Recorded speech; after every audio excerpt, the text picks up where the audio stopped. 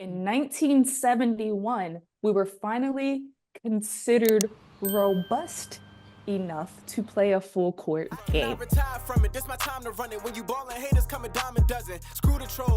Do we know our history of women's basketball? Do we? A little bit. Dr. James Naismith created the game of basketball in 1891. But in 1892, the original 16 rules were adapted into women's basketball by Cinda Berenson. She adapted the rules to make it easier for women to play by breaking the court into 3 zones. Oh my God! Ew! Each zone would have 3 players, and no player could leave her zone. And a player could only hold the ball for 3 seconds and dribble the ball 3 times before passing. A lot of threes. This reduced the ability for single players to become stars and required the effort of all on the team. These rules get really ridiculous and very sexist.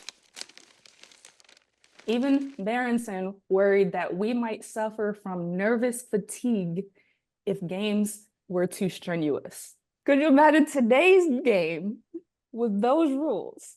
Could you imagine Diana Taurasi? We wouldn't have the game. First of all, Diana Taurasi would not exist. Let's be real. What happened with Angel with this whole situation? Right. With Angel Reese a couple years back, it sounds awful similar to that right there. We still, place these rules on each other.